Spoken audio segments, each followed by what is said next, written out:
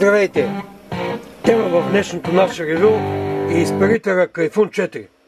Ето тук имаме 3 комплекта на Кайфун 4 Конинги и оригиналния Кайфун 4 тук. Тук имаме Infinity, имаме Tobacco и неизвестен производител. Така, нашата цел е да сравним един по един всеки детайл, за да разберем всъщност какви са разликите между тях, доколкото можем. Така, за целта, напред ще приближа камерата.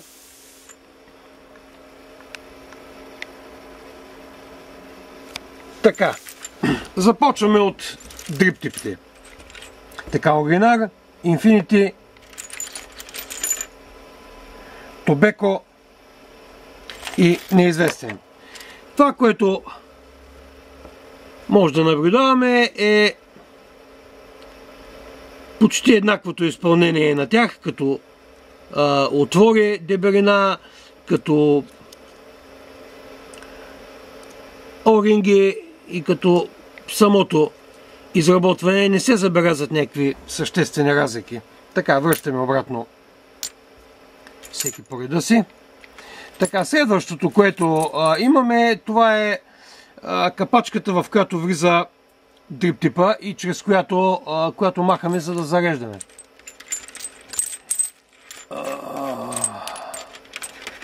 Търсенето в няколко купчини е просто тих кошмар. Ето ги капачките. Така, забелязва се забеляват се скосенията в резбата, чрез които въздухът излиза от изпарителната камера при завиването на оригинала. На Infinity също дълбоки, много дълбоки хубави срезове. Tobacco, както оригинала, и неизвестният изпарител от едната страна добре, от другата едва е ризнато. Така, връщаме обратно всеки по местата си. Следващия елемент, това е капачката на изпарителната камера.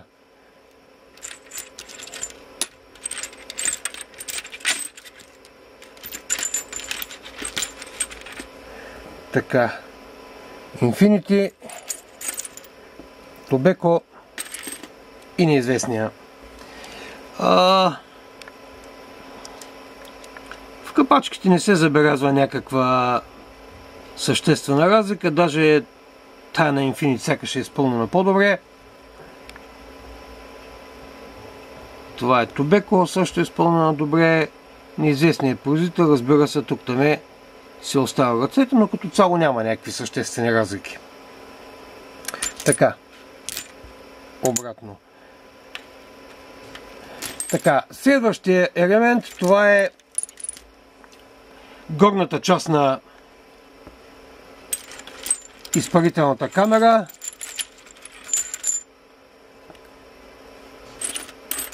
Така. И неизвестния производител. Така, какво се забелязва? Отворите тук са зачистени много добре, както и на Infinity. Резбите са добри, нямат някакви съществени различия. На Tobacco отворите са по-малко зачистени, да не кажа хич. Не, тук леко са зачистени, от тази страна не са.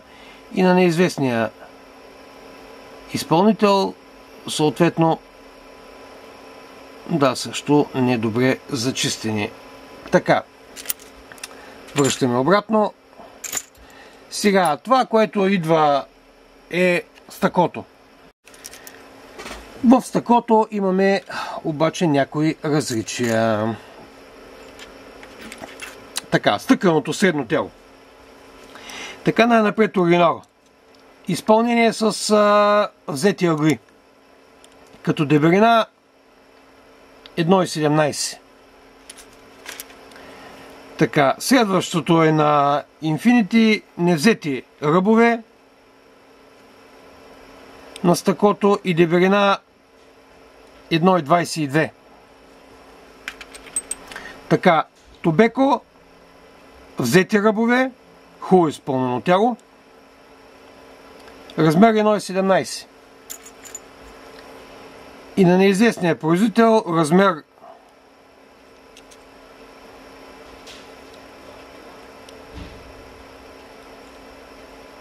1,24 и също невзети ръбове и изключително така грубо отрязан. Така, следващия елемент е метално средно тяло. Така, това е на оригинала. До него е Infinity. Също дълбок надпис. Не толкова прецизен колкото това. Тук е много прецизен надписа. Така, следващия е на Tobacco. Също добър надпис. Третият метален цилиндър го нямам. Така, долна част на държача на резервуара. Така, Infinity, Tobacco и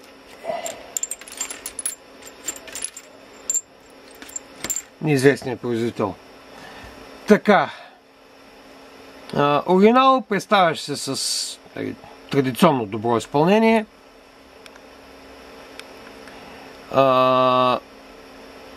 Тук е също добро изпълнението. Tobacco и неизвестния производител. Просто разлики в степента на точност на изработката. Така, връщаме обратно. Така, това, което следва е капачката на изпарителната камера. Така, Tobacco, неизвестен производител. Така, оригинала, разбира се, перфектна изработка. Така, Infinity, също много добра изработка. Вътрешностите са гладко полирани, даже на Infinity е още по-добре и по-гладко направено от оригинала, което е странно, но пък не са зачистени до край отворите тук. Така, Tobacco, лошо дъно, просто от самата машина се ричат нарези, не са почистени отворите, но като цяло изпълнението е много сходно на оригинала. Така, неизвестният производител, логото е плитко. Тук пък някаква проба за почистване на отворите е направена и така нататък. Така, връщаме обратно нещата. Следващата важна част, това е самата изпарителна камера. Infinity, Tobacco и неизвестния производител. Така. Това е оригинала. Така, Infinity да сравним. Добро изпълнение на Infinity с гладкост, с почистване на отворите. Отдолу се забелязват съвсем леки чапаци от пробиването на отворите за течността.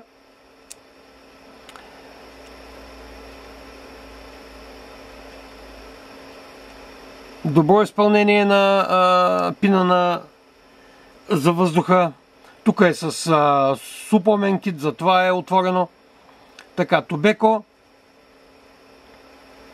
Тук резбата е до края, забравих да кажа. На следващите резбата на Infinity също е до края. На Tobacco не е до края резбата, ако това изобщо има някакво значение. Така.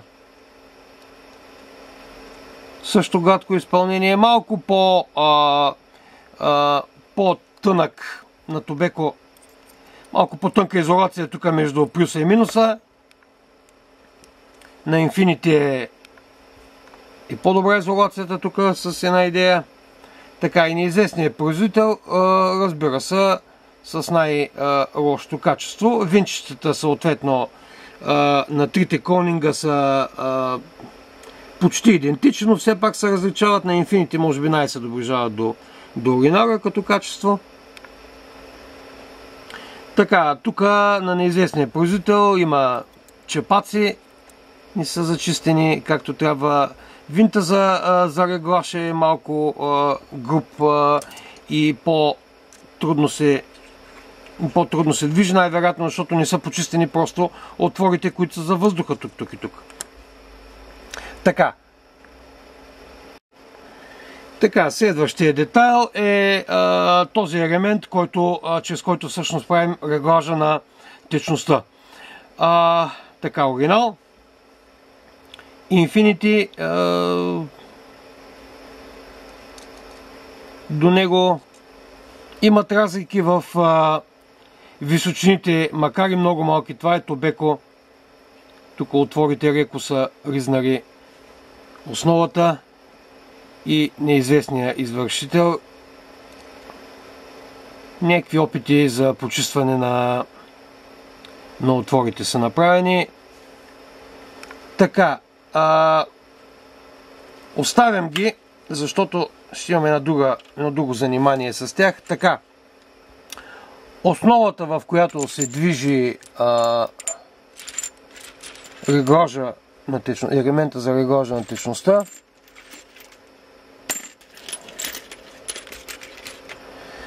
така, оригинал,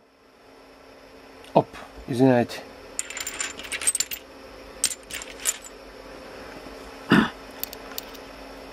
Оригинал, Infinity. Тук се забелязва как са обри ръбовете за държане, а тук ръбовете са остри. Тук също ръбовете са остри и тук са остри. Като вътрешно изпълнение сходни неща. Тази на Tobeco е също хубаво изпълнена отвътре. Infinity също добра изработка. Съответно вътре има оринги, пластмасови, по-скоро оринги, за които ще говорим малко по-късно сега. И третата част, основата, оригинал, Infinity.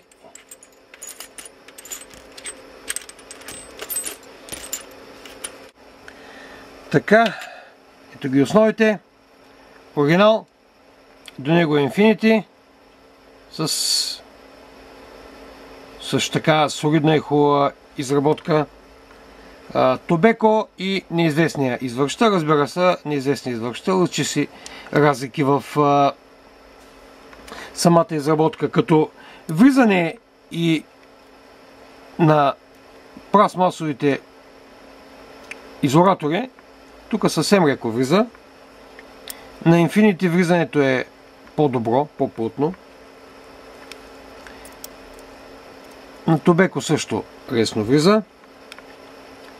И на неизвестния производител влиза, няма някакви ходове. Сега това, което искам да покажа, е сглобяването на трите елемента, защото при тях забелязах чувствителни разлики. Сега ще ги подготвя всички елементи за сглобяването на основата и ще ви ги покажа. Ето ги елементите, които образуват съответната основа на изпарителя. Да обърнем внимание на пружините. Значи това е оригинала. Медно-берилиева пружина, която е посребрена. Виждаме на Infinity малко по-дълга, доста по-силна пружина. Предполагам, че не е медно-берилиева справ, съдейки по размера й. Tobeco също посребрена пружина, както трите до сега, но доста по-дебела като диаметър. И третата пружина е най-слаба, по размер същата, но в край на краища не знам от какъв материал е направена, мека е между другото.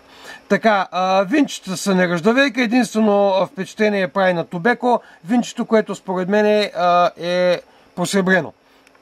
Така, да видим самата сглобка, как става и колко е голяма. Между прочим, тук е момента да спомена, че има разлики във всичките тези детайли при различните производители. Ето тук съм записал и ще публикувам снимката на размерите. на тези две площадки и на този размер, защото тук се получават някакви разлики. Да почнем да сглобяваме, да видим. Така, слагаме и завиваме. Така, ето ни с трите сглобени основи. Така, оригинала има малък ход между двата елемента след стягането на гайката, която ги държи. Инфинитито е паснало направо чудесно. Върти се много мазно, докато това се върти срабо. Тобекото просто играе като за световно. Неизвестният производител много трудно се върти. Значи, ако затегнете от тук този винт до края, има опасност изобщо реглажа на контрола да работи по много труден начин и съответно това означава, че тук са допуснати по-големи разстояния, най-вероятно на този елемент с 6 отвора за пропускане на въздуха. Размерите ги видяхте в таблицата. Сега ще продължим с сглобяването на другите елементи на всеки от изпарителите. Следват съответно изпарителните камери на трите изпарителя. Така, тук разбира се слагаме един по един изолаторите. Ето този изолатор влиза лесно. Това е изолатор с винт вътре, чрез който се предава плюса. Така, на Infinity изолатора влиза просто толкова мазно и хубаво навътре. Изключително добре направен. Така, Тобеко влиза лесно. Даже падна. Така, влиза лесно. Неизвестният извършител също влиза лесно. Сега, следващия елемент е завиването на изпарителната камера и осъществяването на самия реглаж. Значи слагаме го, въртим, за да го приберем. Въртим. Ето, Juice Control е прибран до края. Регулацията на течността. Така, мазно въртене. Така, но без някакво съпротивление. Хубаво затруднено въртене. Това е оригинала. Така, слагаме Infinity. Това, което се забеляза е мазно. Просто мазно. Еднакво във всички посоки. Плътно, хубаво, мазно въртене. Браво! Така, Тобеко, който много играеше в основата. Сега да видим дали няма да се стегне с завиването на затягането на... Всъщност така е отворен до края. Така, луфт има, продължава да има луфт. Вярно, върти се добре, стегнато, но цялата система леко се разхожда. Така, това беше Тобеко. И да извиснем, да видим последния участник. Тук, заради затрудненото въртене, е най-трудно, може би. Просто не е проблем да се върти трудно, хубаво е, напротив даже, но се притеснявам, че недозатягането на гайката, а нейното оставяне под някакво усилие, рано или късно, чрез регулирането тук, ще доведе до разхабването на гайката, което не е хубав вариант. Сега, какво следва? Стената на изпарителната камера, тя е с резба в едната страна, само внимавайте като я слагате.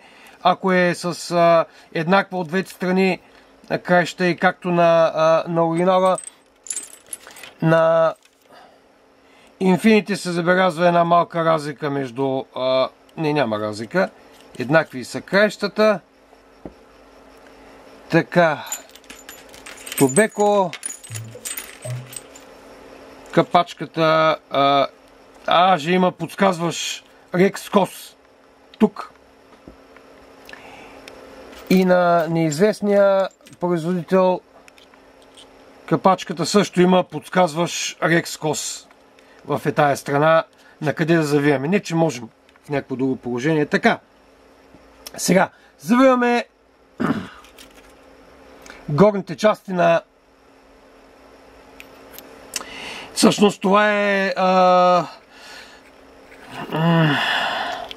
където е комина и частта за влизане на течност в изпарителя. Ето оригинал. Завива се мазно и спира до край. Така. Infinity. Също мазно въртене. И се завива до край. Накрая вече така доста трудно завиването. Така и развиването. Доста добре стяга. Изглежда има разлики в оринговите някакви. Така, Тобеко. Хубаво въртене. И леко свършване, ако забелязвате, винаги свършва тук на едно и също място. По-леко въртене има от Infinity при затягане. Така, и неизвестния производител също хубаво въртене, мазно. И заставане срещу този ръб. Така, следват долните стени. Става като го сложиш наобратно. Изобщо изпуснах за момент, че тая част е по-широка заради стъклото. Така, също мазно и хубаво навиване. Разбира се, оригинал. Стъкло. Лесно влизане. Горна част. Припасване и, разбира се,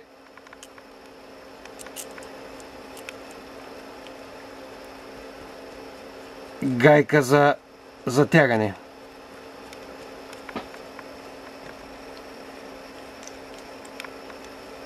Така. Добре. Сега. Infinity. Леко завиване. Тук се усеща как поема съответния уплътнител стъкло. Пасва добре точно на гумата. Горен пръстен. И съответно хубаво направената гайка, за която споменахме. Така, не затягайте много в тая си част. Излишно е да пренатягате нормално, просто така. Тобеко. Дорен пръстен. Хубаво въртене. Като цяло Тобеко се затяга леко. Стъклото с добре взетия, чудесно направения ръб. Горната капачка и съответната гайка за затягането.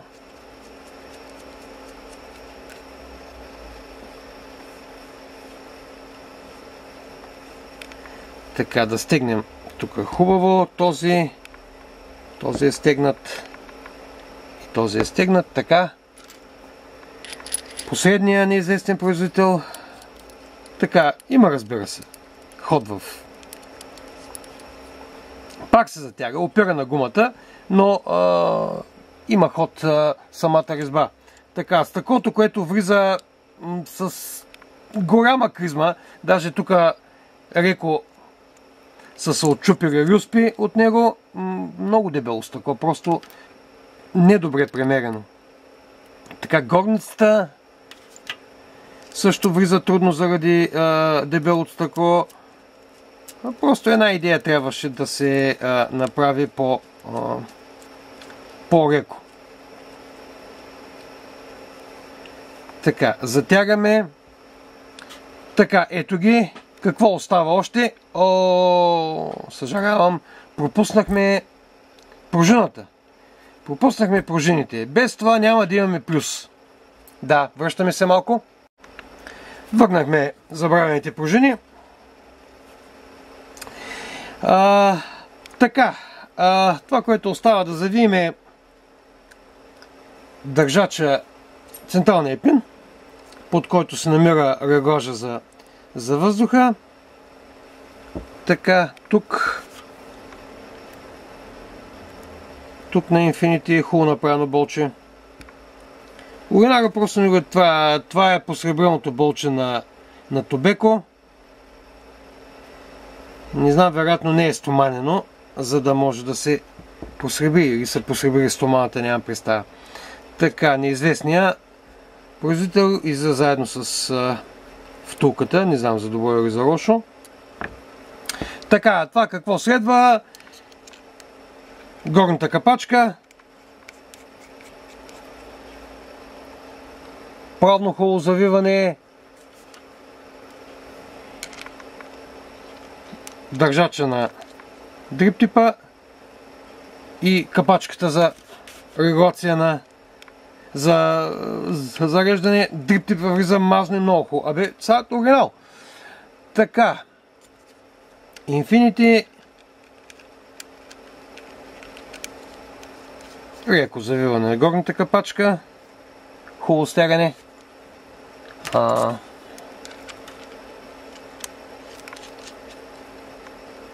Също хубаво стягане.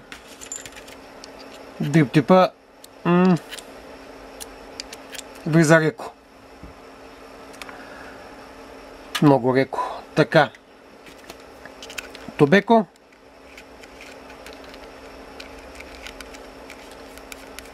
Горната капачка като целият изпарител. Много просто на ръба на усещането че гумения уплътнител просто го обираш. Съвсем леко, даже много по-леко от оригинала. Така. И дриптипа. Дриптипа влиза прекалено трудно според мен. Така. Неизвестен. Горна капачка. Усеща се затягането вече.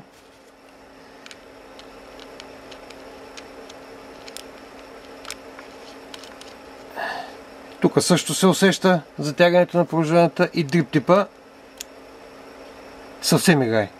Така, това бяха четирите изпарителя.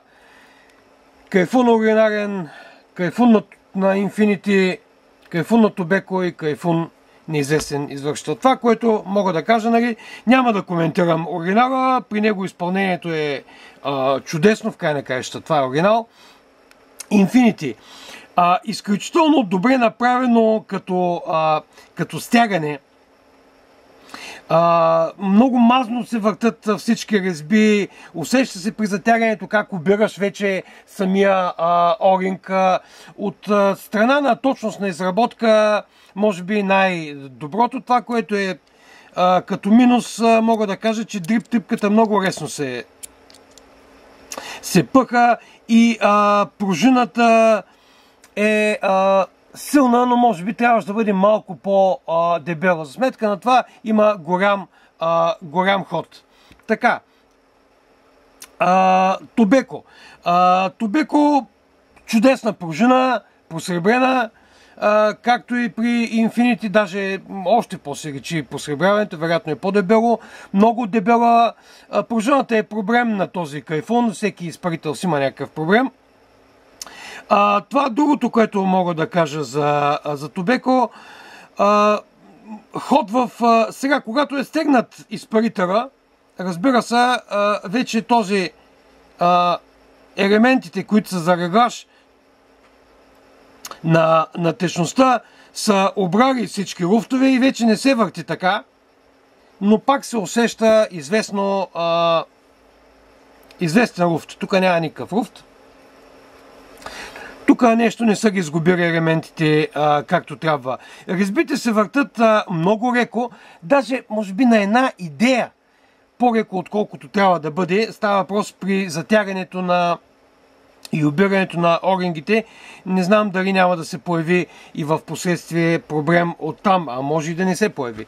Така, третия участник е изключително лошо стягане тук на частта, която определя въртенето за добро или за лошо. Вероятно при много въртене на джуз контрола тук ще се получи някакъв момент.